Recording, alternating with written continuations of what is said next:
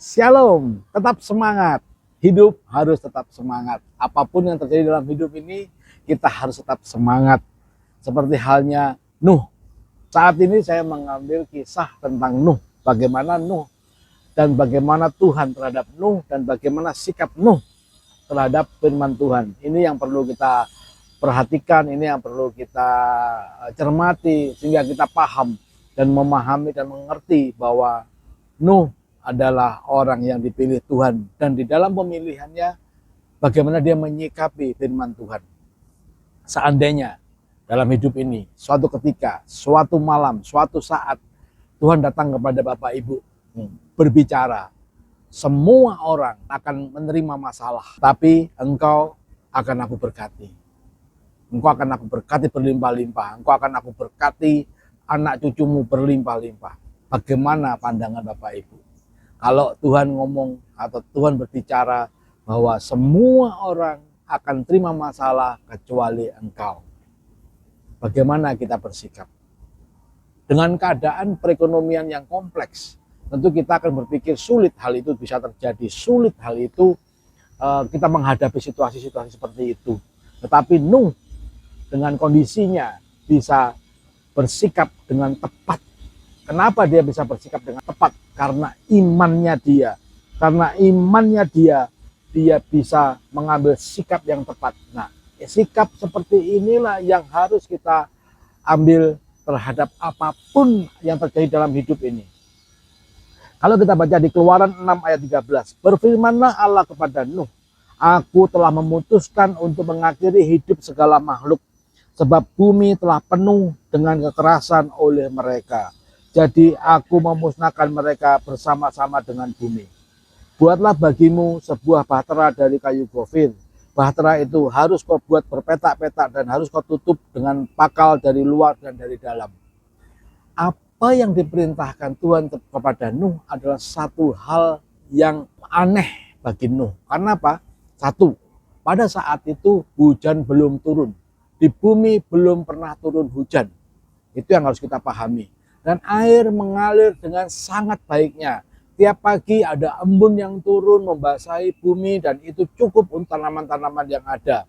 Sehingga tidak pernah diperlukan adanya kapal. Dan Tuhan memerintahkan, Tuhan memberkati Nuh dan Tuhan memerintahkan Nuh untuk membuat kapal. Kapal yang dengan ukuran-ukuran dengan detail-detailnya itu yang dibuat oleh Nuh atas perintah Tuhan. Bagaimana kita bersikap terhadap perintah ini? Seandainya hal itu terjadi pada Anda, apa yang Anda lakukan? Apakah Anda akan menuruti perintah itu atau kemudian Anda berpikir, ini pasti salah.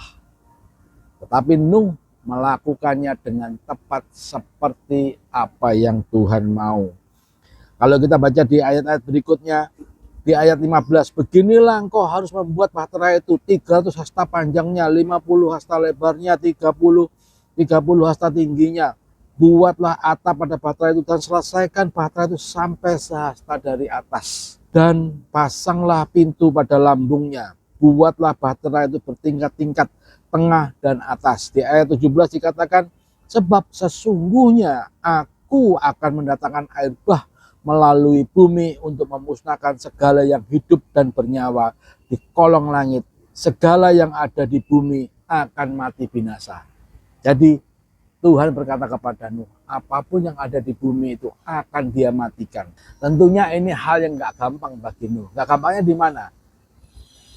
Kalau kita di dalam kondisi seperti Nuh, atau kita hidup dalam kondisi sekarang, dalam perekonomian yang kompleks, pagi-pagi kita mau sarapan, sudah bisa ada orang jualan bubur ayam, atau ada orang jualan lontong sayur, atau kalau di daerah lain ada jualan nasi pecel atau rawon. Itu semuanya akan hilang.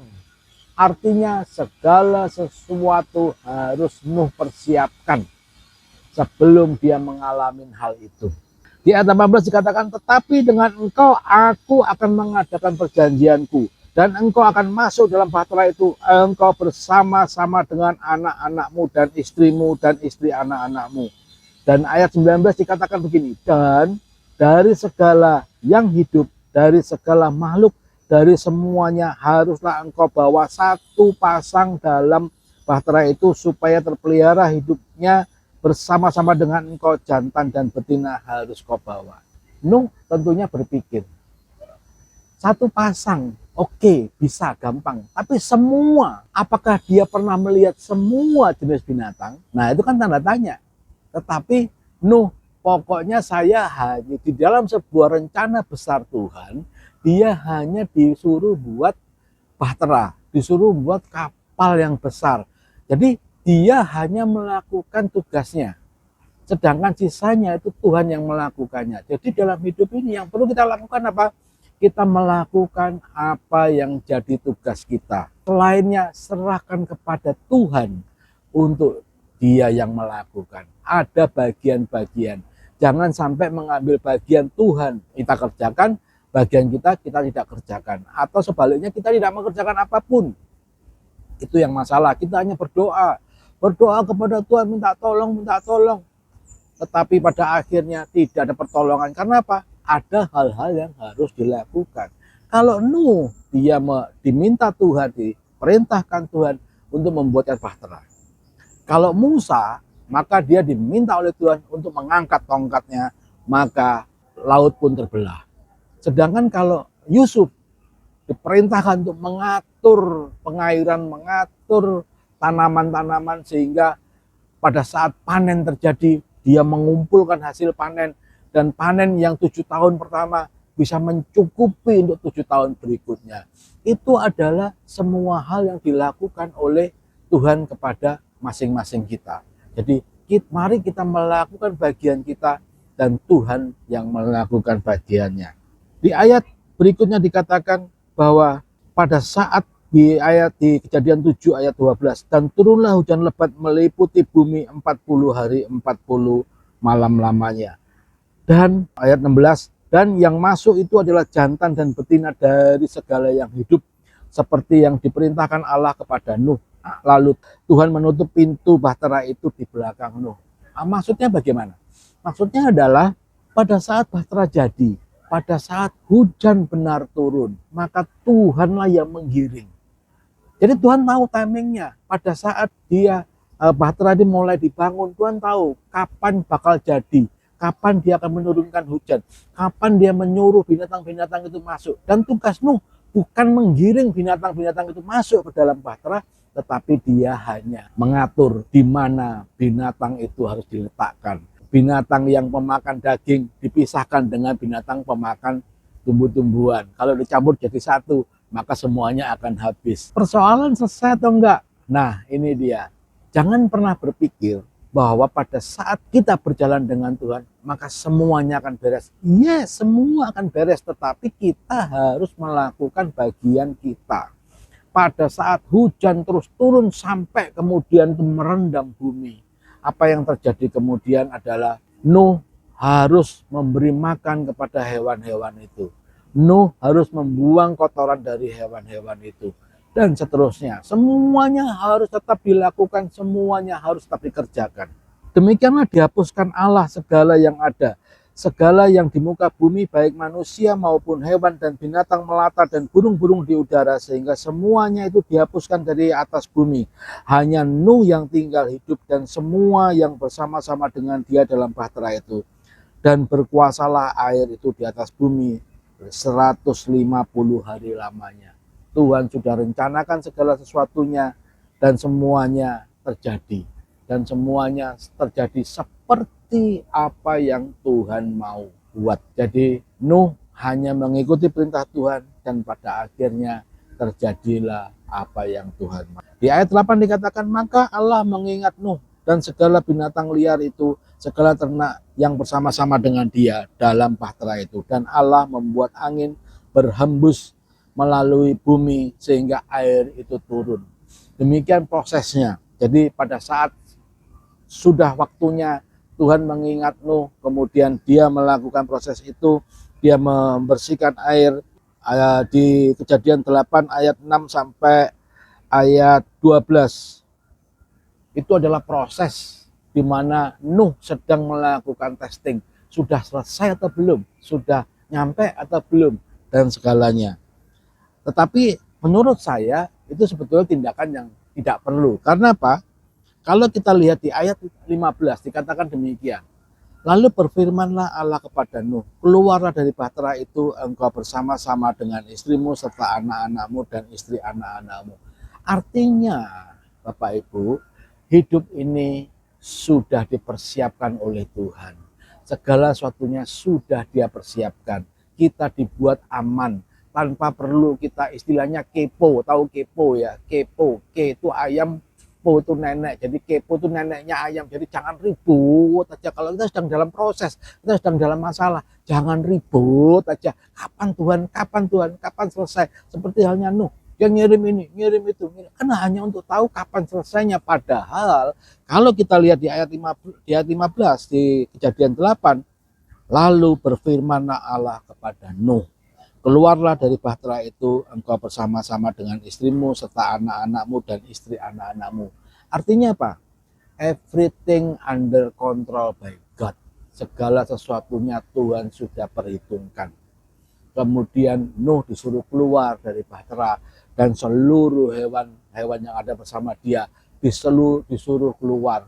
Kemudian dia membuat perjanjian dengan Nuh bahwa Tuhan tidak akan melakukan hal itu lagi. Seperti Kejadian 9 ayat 12, dan Allah berfirman, inilah tanda perjanjian yang kuadakan antara aku dan kamu serta segala makhluk yang hidup yang bersama-sama dengan kamu turun-temurun untuk selama-lamanya. Busurku kutaruh di awan supaya itu menjadi tanda perjanjian antara aku dan bumi. Tuhan berjanji tidak akan menenggelamkan bumi lagi, atau dengan arti kata Tuhan berjanji tidak akan membuat membanjiri bumi sehingga membunuh sekian banyak makhluk hidup, manusia, binatang, dan lain-lain. Tidak akan Dia lakukan lagi.